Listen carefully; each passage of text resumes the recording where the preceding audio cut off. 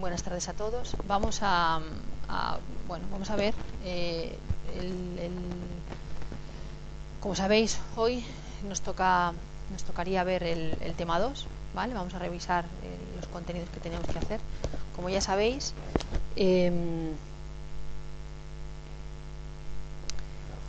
hoy nos toca realizar el tema hoy día 20, ¿vale? Nos toca revisar el tema 2, la resolución de las dudas, el cuestionario, la corrección del cuestionario, ¿vale? Y un supuesto que vamos a hacer de Word, ¿vale?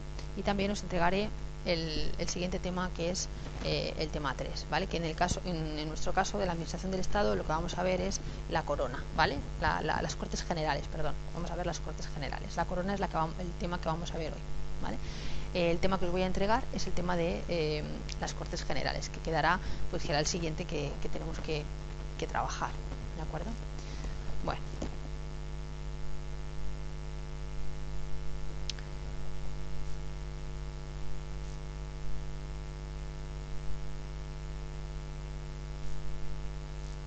Bien.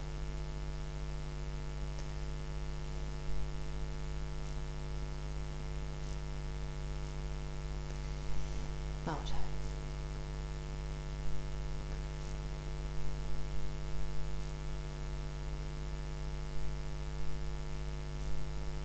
Vale. Bueno, vamos a ver la presentación.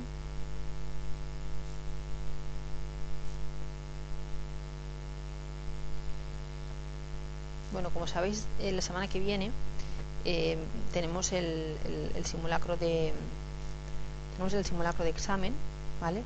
Os lo digo pues para que, dado que tenemos el simulacro de examen, aprovechéis esta semana para estudiar el tema 1 y el tema 2, ¿vale? Bueno, pues con la idea de que os voy a entregar el tema 3, que también, bueno, si os da tiempo, que bueno que lo repaséis, pero según la planificación de trabajo que tenemos, la próxima semana, que es 27, lo que vamos a hacer es un simulacro de examen del tema 1 y 2, ¿vale? Entonces, bueno, aprovechar esta semana pues para afianzar los conocimientos de los temas que hemos ido viendo hasta ahora, ¿vale? Porque, bueno, es una oportunidad para ir consolidando lo que hayáis podido ver hasta ahora, ¿de acuerdo? Bien. Bueno.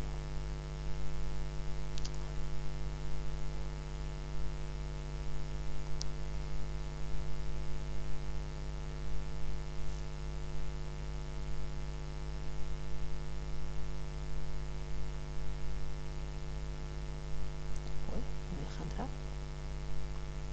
Vamos a ver.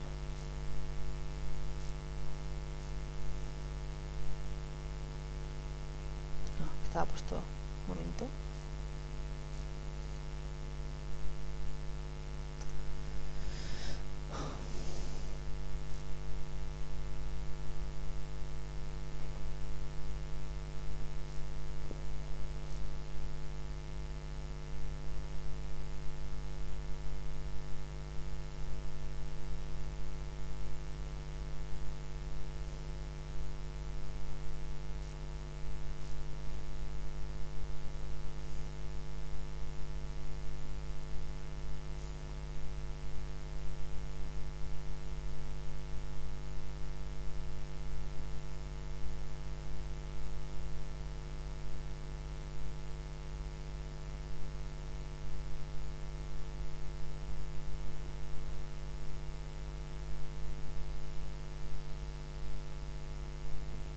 Bien, estoy abriendo la presentación, ¿vale?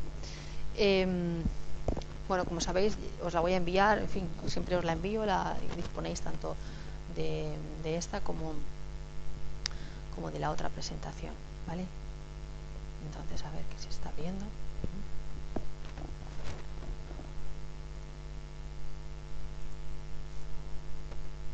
Bien, vamos a ver hoy la jefatura del Estado, ¿de acuerdo?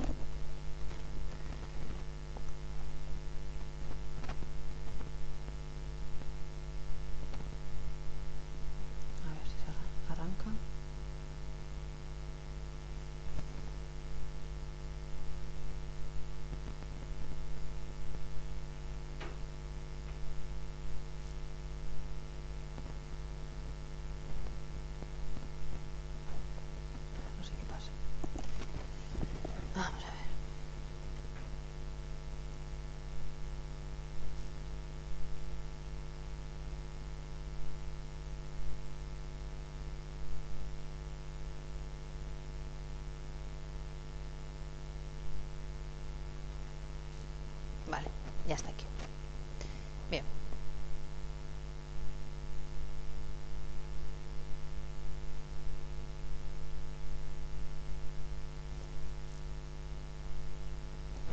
Bueno.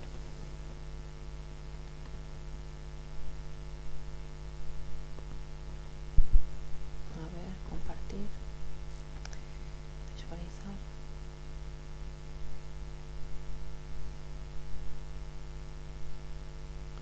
Vale, ahora.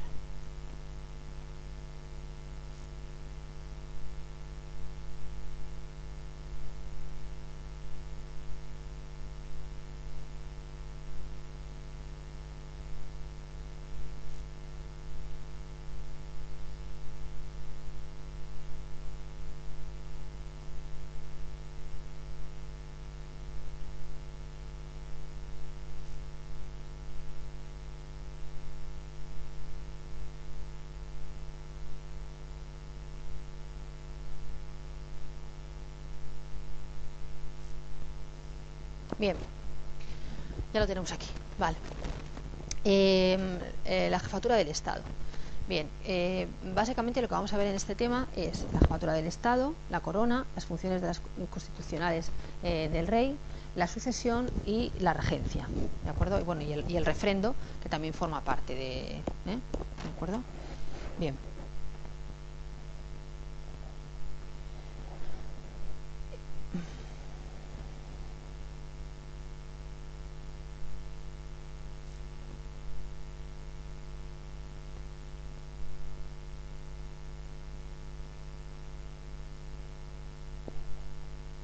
Vale. La jefatura del Estado. Bien.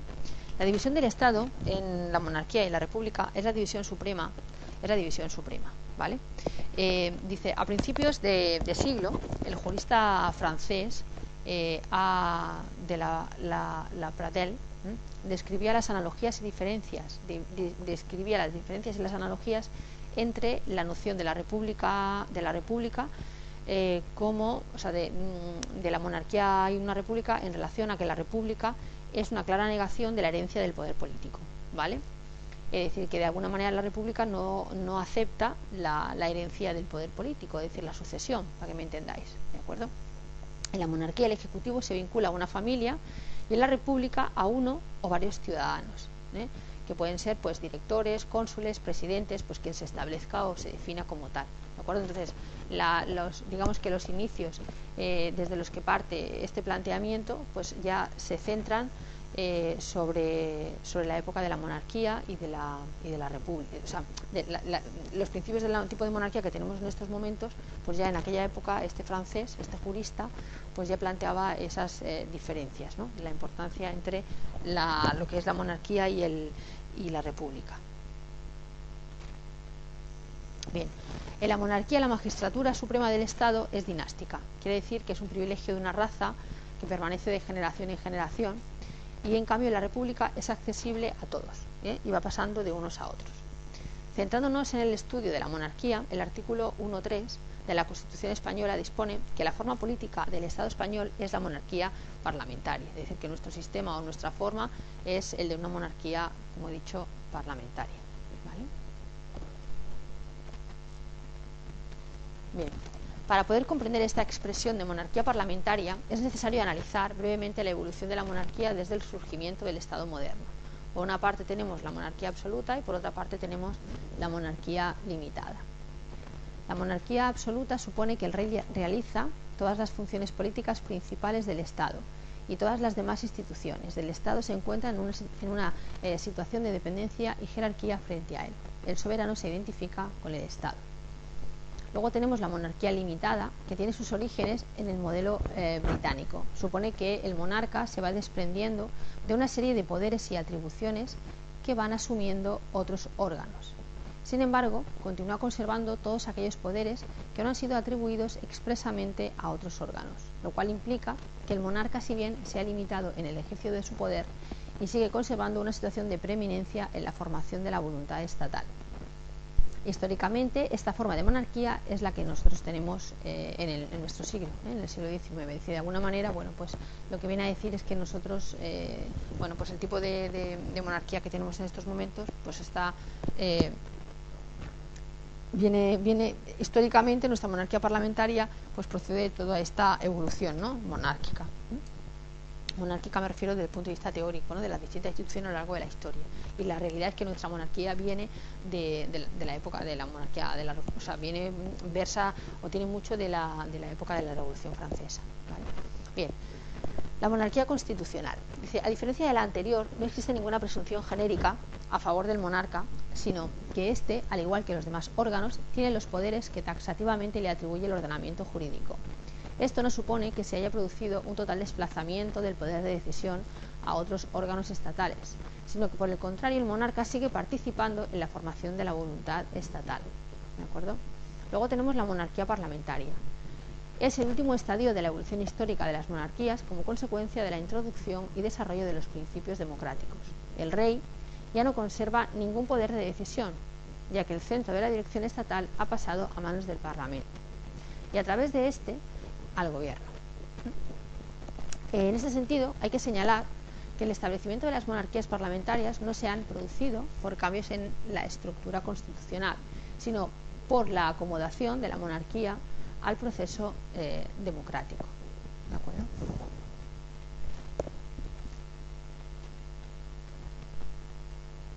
Bueno, eso ya lo sabemos todos, ¿eh? Realmente que nuestra monarquía se constituyó como tal, pues, o sea, nuestra monarquía vino a ser una monarquía parlamentaria porque se constituyó y se creó como tal, para que fuera una monarquía parlamentaria, ¿vale?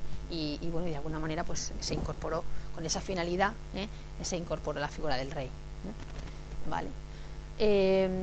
Las funciones constitucionales del rey. La evolución del régimen constitucional fue apartando al monarca del proceso legislativo, que se efectuaba en el seno de unas cortes a las que aquel no asistía, pero como residuo de un viejo esplendor legislativo conservaba el derecho de sancionar libremente la ley.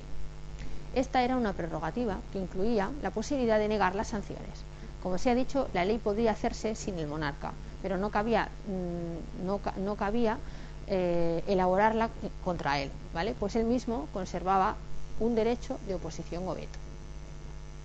Sin embargo, hasta este derecho o veto ha caído hoy en desuso, y así, por lo que respecta a nuestra Constitución, la facultad que nos ocupa ha de ser interpretada a la luz de lo dispuesto en el artículo 91, conforme al cual las leyes aprobadas por las Cortes Generales serán sancionadas en el plazo de 15 días por el Rey, quien las promulgará y ordenará su inmediata publicación, de lo que parece deducirse que no se otorga al Rey margen de discrecionalidad para sancionar la ley de que se trate y ordenar su publicación.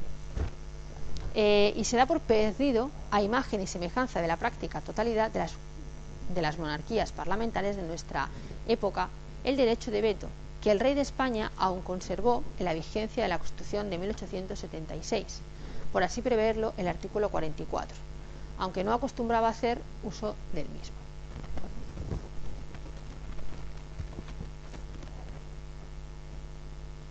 Bien. El artículo 56 de la Constitución. El artículo 56 de la Constitución dice que el rey es el jefe del Estado, símbolo de su unidad y permanencia, arbitra y modera el funcionamiento regular de la institución, asume la más alta representación del Estado español en las relaciones internacionales, especialmente con las naciones de su comunidad histórica, y ejerce las funciones que le atribuyen expresamente la Constitución y las leyes. Su título es el de Rey de España, podrá utilizar los demás que correspondan a la corona. La persona del rey es inviolable y no está sujeta a responsabilidad. Sus actos estarán siempre refrendados en la forma establecida en el artículo 64, careciendo de validez sin dicho refrendo, salvo dispuesto en el artículo 65.2, ¿vale? Es decir, que el rey no, como tal, es una figura que lo que hace es funcionar de un elemento arbitrario, ¿de acuerdo? Es un elemento arbitrario, básicamente. ¿Vale? Bien.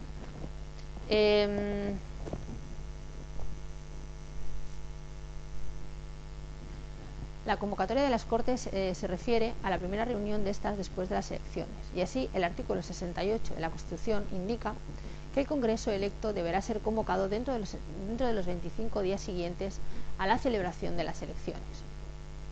Las demás reuniones de las Cortes en periodos de sesiones ordinarias o extraordinarias se convocarán por los respectivos presidentes de las cámaras. En lo relativo a la disolución de las Cortes Generales, debemos tomar en consideración dos preceptos constitucionales. El artículo 99, donde dice que la Constitución española dispone que si transcurrido el plazo de 2 meses a partir de la primera votación de investidura del presidente del Gobierno ningún candidato hubiere obtenido la confianza del Congreso, el Rey disolverá ambas cámaras y convocará nuevas elecciones con el refrendo del presidente del Congreso. Es decir, esto ya lo hemos visto nosotros, ¿vale? Nosotros realmente en España eso ya lo hemos vivido. Es decir, el hecho de que, bueno, pues no se llegó a constituir el gobierno y entonces las cámaras se disolvieron, ¿vale? Además lo hemos vivido en varias ocasiones. El artículo 115 de la Constitución española indica, por su parte, que el presidente del gobierno, previa deliberación del Consejo de Ministros y bajo su exclusiva responsabilidad, podrá proponer la disolución del Congreso, del Senado o de las Cortes Generales, que será decretada por el Rey.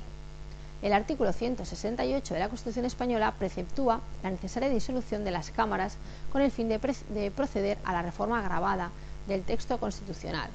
La disolución será decretada por el Rey, ¿de acuerdo? Es decir, que el Rey, como veis siempre, constantemente, la figura del Rey, no tiene, digamos que, capacidad decisoria, pero, es decir, su figura es importante, puesto que de alguna manera el Rey lo que hace es de intermediación, ¿vale? Es un mediador realmente, ¿vale? Es una persona que funciona de mediador con el pueblo, ¿vale? De alguna manera, con el pueblo, con otros países fuera de España, etcétera. Y su función dentro de lo que sería bueno, pues las Cortes Generales, pues básicamente se centra en eso, se centra en ser mediador y llevar a término aquello que previamente se ha decidido por parte del gobierno, del presidente, en las Cortes Generales, ¿de acuerdo? Bueno, convocar a referéndum en los casos previstos en la Constitución. El artículo 92.3 de la Constitución española reserva a ley orgánica la regulación de las condiciones y el procedimiento de las distintas modalidades de referéndum previstas en esta Constitución. En cumplimiento de este mandato se aprobó la Ley Orgánica 2/1980 del 18 de enero sobre regulación de las distintas modalidades de referéndum. La mencionada Ley Orgánica indica que le corresponde al Rey convocar a referéndum mediante Real Decreto acordado en Consejo de Ministros y refrendado por su presidente, ¿vale? Es decir, en este caso, ¿vale? De alguna manera, cuando se hace un referéndum, ¿vale? y ese referéndum se viene regulado por parte del Real Decreto, bueno, pues aquí volvemos a ver lo mismo, ¿no? El rey la convoca, ¿vale?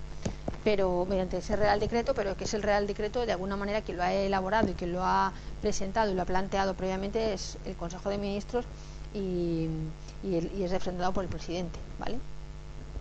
Que aunque él lo firme, lo subraye, lo suscriba, el Rey en este caso, pero quien en última instancia lo plantea como siempre es el presidente y en las Cortes Generales, ¿de acuerdo? Bien, dice proponer el candidato a presidente del gobierno. El procedimiento que hay que seguir para la propuesta y nombramiento del presidente del gobierno aparece regulado en el artículo 99 de la Constitución española, que regula los siguientes trámites, en los que la intervención regia queda supeditada al refrendo del presidente del Congreso. Dice, después de cada renovación del Congreso, de los diputados y en los demás supuestos constitucionales en que así proceda, el Rey, previa consulta con los representantes designados por los grupos políticos con representación parlamentaria y a través del presidente del Congreso, propondrán un candidato a la presidencia del gobierno.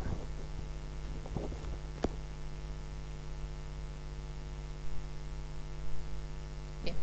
Si el Congreso de los Diputados, por el voto de la mayoría absoluta de sus miembros, otorgara su confianza a dicho candidato, el Rey le nombrará presidente.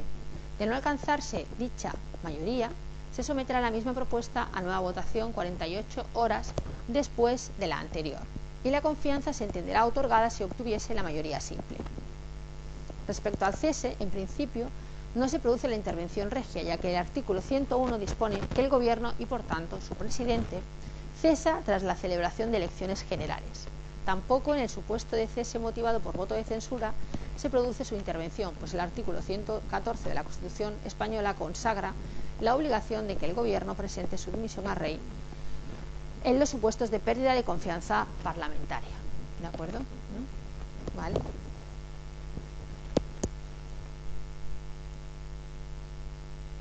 Bien. Dice nombrar y separar los miembros del Gobierno a propuesta de su presidente. El monarca aquí actúa estrictamente conforme al viejo adagio de que el rey nombra pero no elige, recayendo la iniciativa y responsabilidad de estas propuestas en la persona del presidente del Gobierno. Así, el artículo 100 de la Constitución española indica expresamente que los demás miembros del Gobierno, vicepresidentes en su caso y ministros, serán nombrados y separados por el rey, a propuesta de su presidente. ¿De acuerdo? Serán nombrados y separados por el rey a propuesta de su presidente.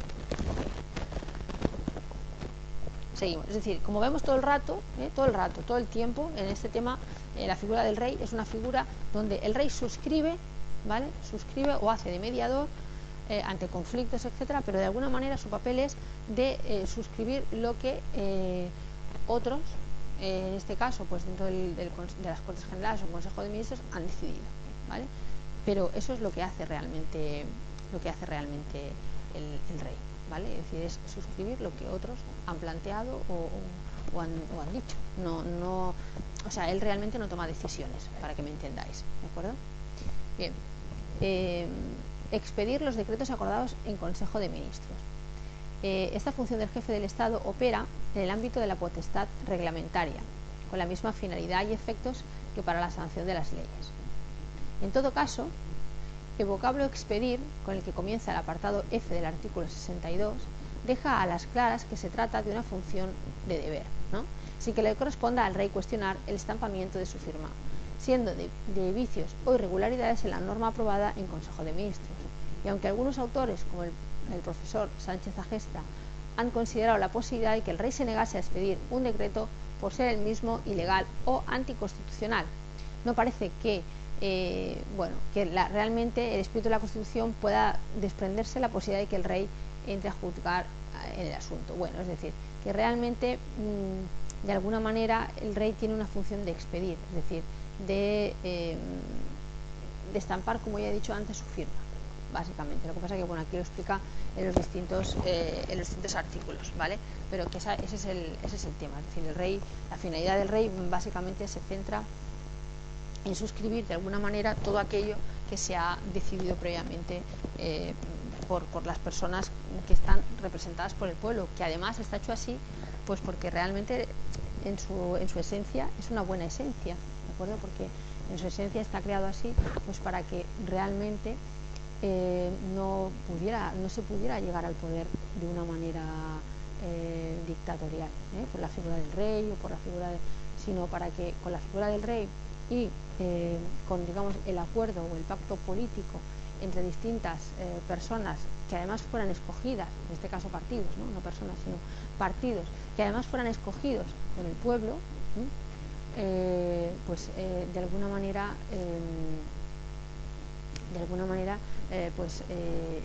permitieran esa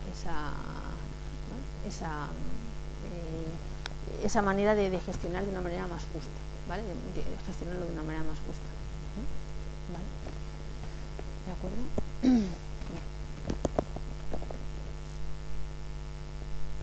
Bien, conferir empleos civiles y militares y conceder honores y distinciones con arreglo a las leyes. Se trata de facultades cuyo margen de discrecionalidad vendrá marcado en cada caso por las leyes reguladoras de la constitución de la cuestión. Discrecionalidad que ordinariamente será mayor respecto a los honores y distinciones que respecto a los empleos. La posibilidad de que en determinados casos pueda reconocérsele al rey un margen de iniciativa en el ejercicio de esta atribución vendrá en todo caso marcada por la previa consulta al gobierno y finalmente cuando la iniciativa se concrete en el acto final del nombramiento o de la concesión tendrá que ser refrendado, ¿vale? Es decir, bueno, pues, si realmente existe algún cambio en cuanto a conferir empleos civiles o militares o determinados honores, todo eso implicaría, ¿vale?, llevar a cabo un referéndum, ¿vale?, para que esa concesión que pueda tener el rey para hacer eso, pues se le pueda habilitar, se le pueda dar la capacidad para que lo haga, ¿de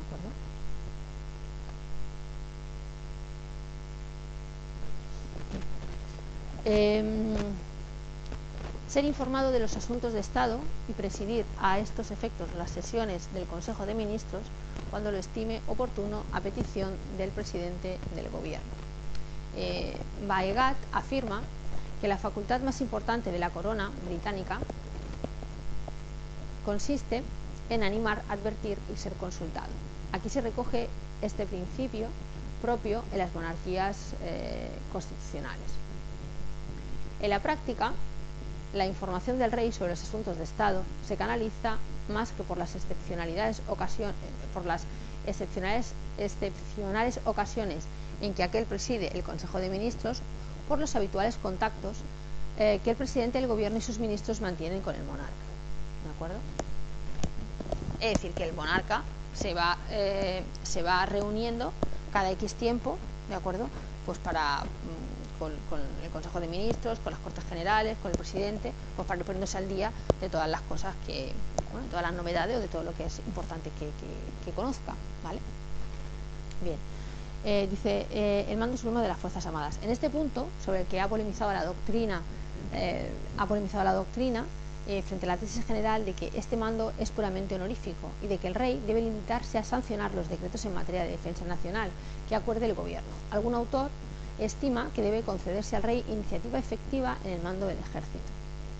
En este sentido, parte de la doctrina entiende que en situaciones de crisis constitucional que no puedan controlarse a través de los mecanismos previstos en el artículo 116 y de la Ley Orgánica 4/1981 del 1 de junio de los estados de alarma, excepción y sitio, el rey, como guardián de la Constitución y al amparo del papel constitucional que esa última atribuye a las Fuerzas Armadas en el artículo 10, podría adoptar ciertas iniciativas dirigidas a restablecer la normalidad.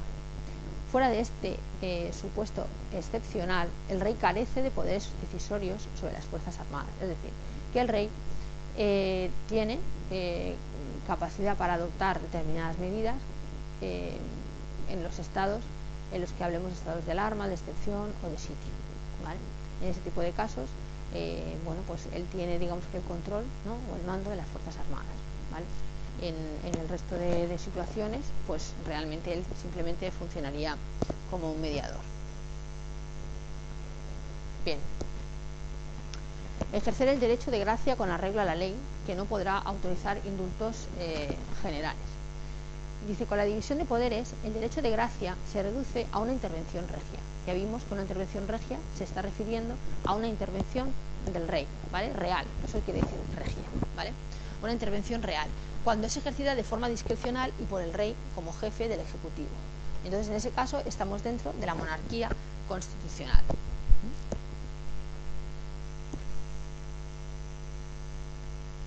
Bien. Ejercer el derecho de gracia con arreglo a la ley, que no podrá autorizar indultos generales.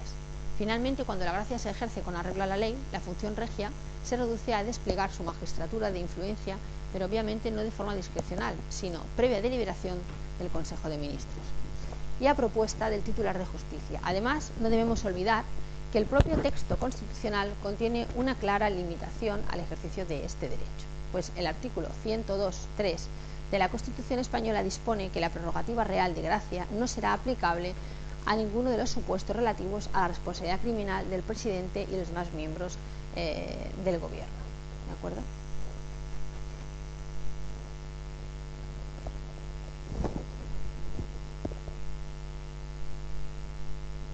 Bien.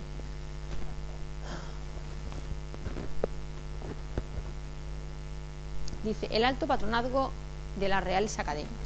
Bueno, aquí básicamente lo que se refiere es la competencia en cuanto a que esta dinastía, ¿no?, y estos monarcas constitucionales están preocupados o vienen preocupados por el mundo de la cultura, ¿vale? Son personas que, bueno, pues que se preocupan por la cultura, la educación, etcétera, ¿vale?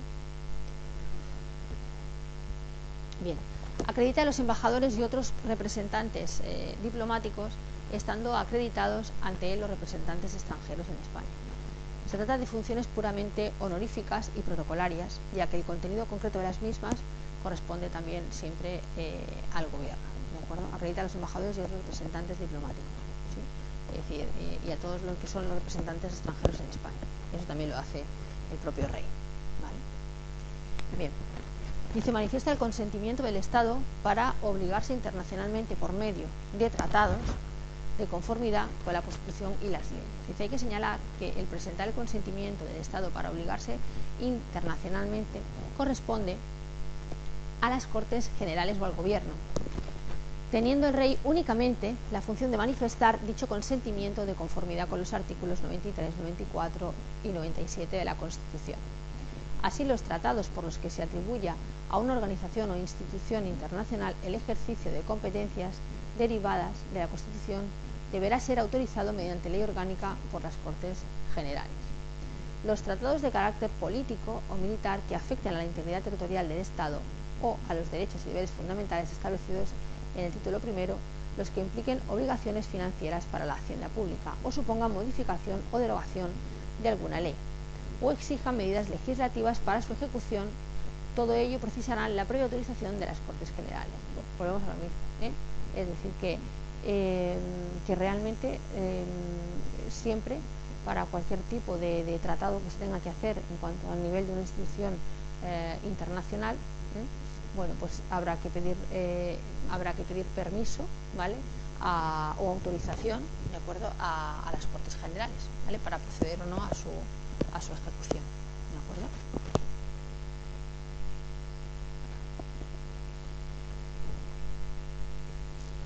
Bien. Declarar la guerra y hacer la paz, ¿vale? Dice, declarar la guerra y hacer la paz previa autorización de las Cortes Generales, ¿no?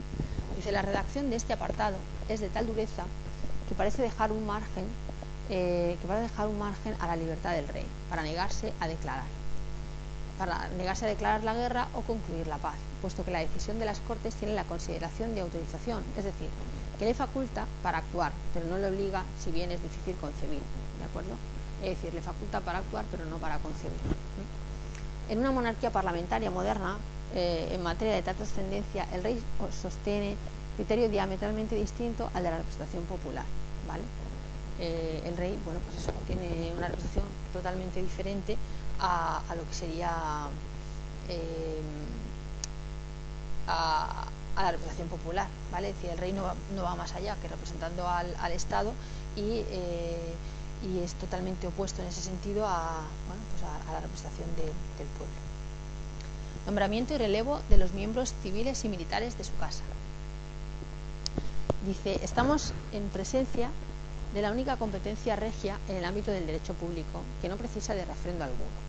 Nuestras Cortes Constituyentes han estimado preciso que el equipo de colaboradores que en aras de la dignidad e independencia del rey deben rodearle pueden ser nombrados y cesados libremente por éste, ¿vale? ¿De acuerdo?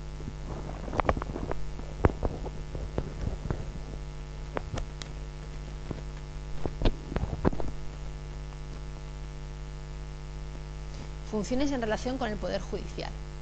La justicia se administra en nombre del rey por jueces y magistrados, según el artículo 117 de la Constitución Española. Corresponde al rey nombrar al fiscal general del Estado a propuesta del Gobierno, oído el Consejo General del Poder Judicial, el artículo 124. Corresponde al rey nombrar al presidente y vocales del Consejo General del Poder Judicial, según el artículo 122.3.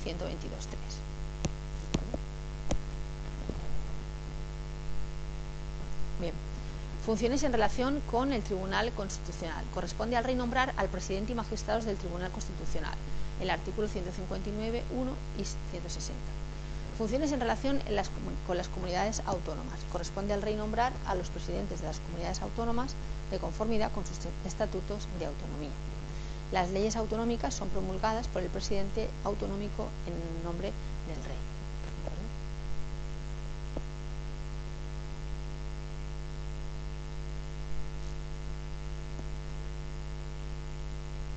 Bien, sucesión y regencia. El artículo 57 de la Constitución establece el siguiente régimen de sucesión. La corona de España es hereditaria en los sucesores de su majestad don Juan Carlos I de Borbón, legítimo heredero de la dinastía histórica. La sucesión al trono seguirá el orden regular de primogenitura y representación, siendo preferida siempre la línea anterior a las posteriores, en la misma línea, el grado más próximo al más remoto, en el mismo grado del varón a la mujer, ¿vale? Y en el mismo sexo la persona que tenga más edad a la que tenga menos edad.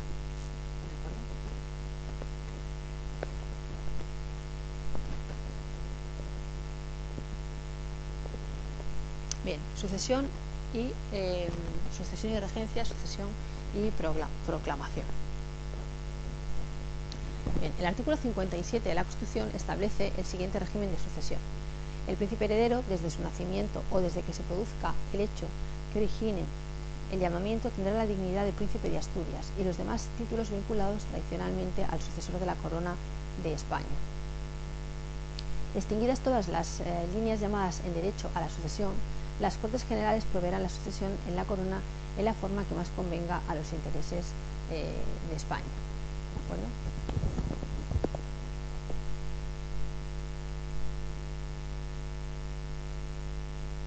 Bien. Aquellas personas que, teniendo derecho a la sucesión en el trono, contrajeran matrimonio contra la expresa prohibición del rey y en las Cortes Generales, quedarán excluidas en la sucesión a la corona por sus descendientes, ¿vale? Por sí y sus descendientes. Las abdicaciones y renuncias y cualquier duda de hecho o de derecho que ocurra en el orden de sucesión a la corona se resolverán por una ley orgánica. El artículo 61 de la Constitución regula la cuestión relativa al juramento, que deben prestar tanto el rey al ser proclamado ante las Cortes Generales como el príncipe heredero al alcanzar la mayoría de edad y el regente o regentes al hacerse cargo de sus funciones. ¿De acuerdo? Es decir, un regente es una persona pues, que tiene de alguna manera, o sea, que puede regir o que puede gobernar o puede ostentar ese título de una manera temporal, ¿vale? El regente no procede de la dinastía, es decir, no procede de la descendencia, ¿vale? ¿De acuerdo? El rey, al ser proclamado ante las Cortes Generales, prestará juramento de desempeñar fielmente sus funciones, guardar y hacer guardar la Constitución y las leyes y respetar los derechos de los ciudadanos y de las comunidades autónomas. El príncipe heredero, al alcanzar la mayoría de edad, y el regente o regentes, al hacerse cargo de sus funciones, prestarán el mismo juramento, así como el de fidelidad al rey. ¿De acuerdo?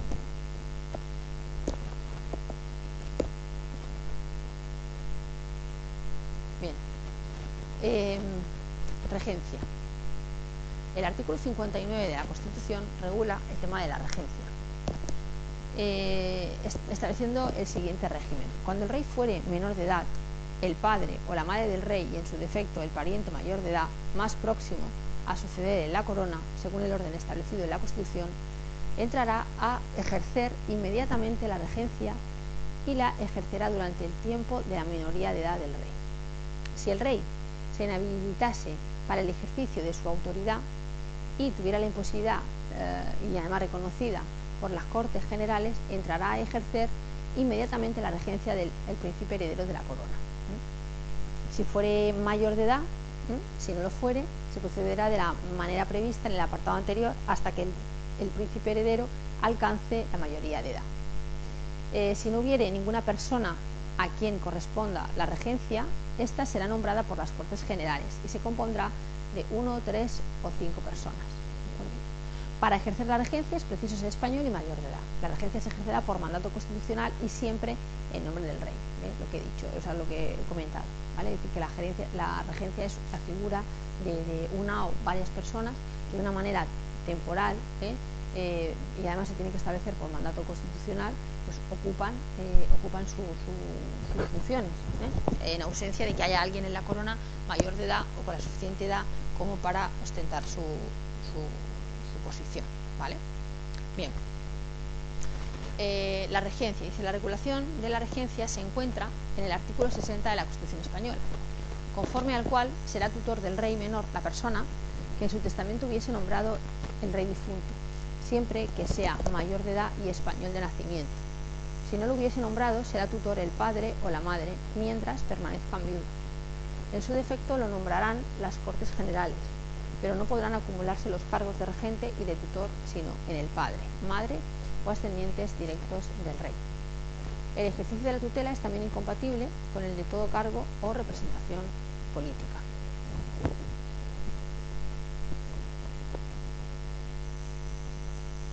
Bien, refrendo. ¿Qué es el refrendo?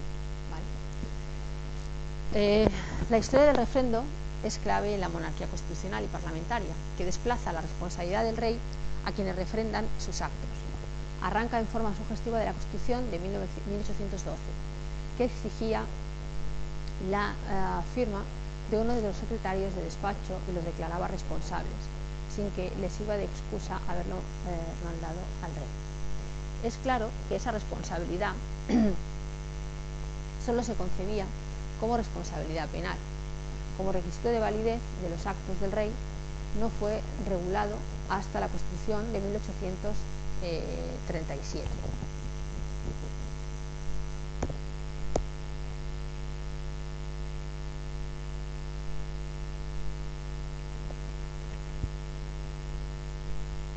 Bien, el refrendo. El artículo 56 de la Constitución determina que la persona del rey es inviolable y no está sujeta a responsabilidad. Los actos del rey estarán siempre refrendados, careciendo de validez sin dicho refrendo. De dichos actos serán responsables las personas que efectúen el refrendo, las cuales son, de conformidad con el artículo 64 de la Constitución, el presidente del gobierno o los ministros competentes, salvo la propuesta y el nombramiento del presidente del gobierno y la disolución de las Cortes previstas en el artículo 99, que deberán ser refrendadas por el presidente del Congreso.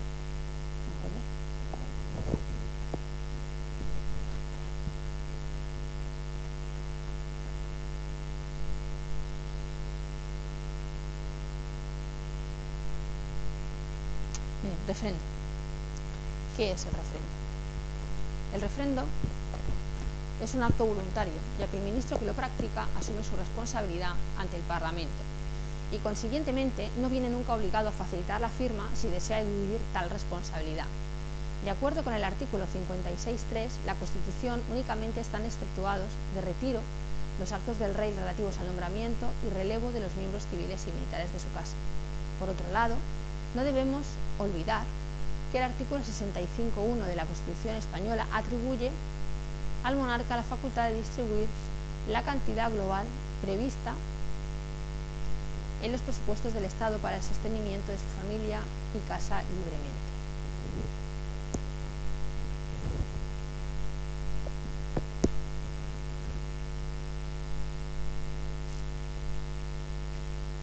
Del tenor literal de la regulación constitucional expuesta pueden extraerse las siguientes conclusiones.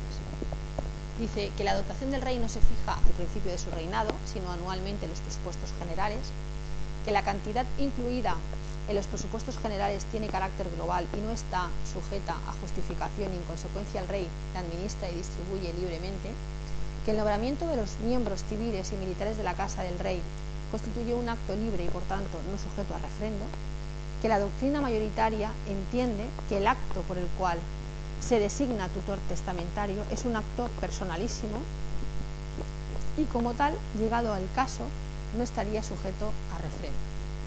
¿De acuerdo? Bueno, todo esto lo sabemos porque esto es lo que realmente sale en todos sitios, en los medios de comunicación. Es decir, el rey recibe su partida presupuestaria, el rey es el que en las Cortes Generales, cuando ya es el que crea las cosas, el que formaliza la creación de las Cortes, el que las disuelve, ¿vale? Todo esto es lo que hemos visto. De alguna manera, ya lo he dicho, es decir, la figura de todo el tiempo de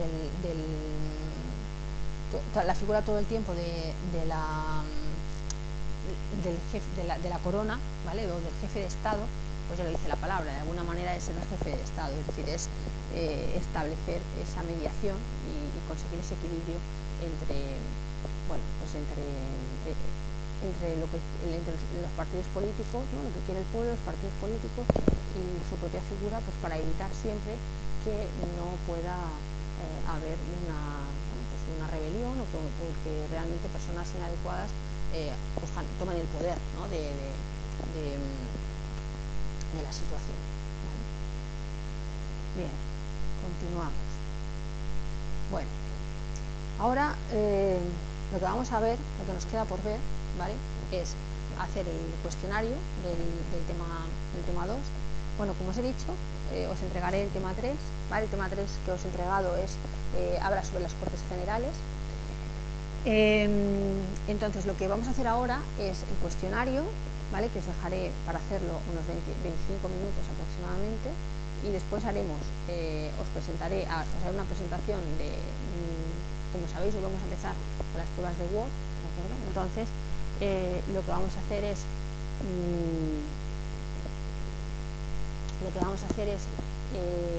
hacer la presentación, ¿vale? Y una vez que hagamos la presentación de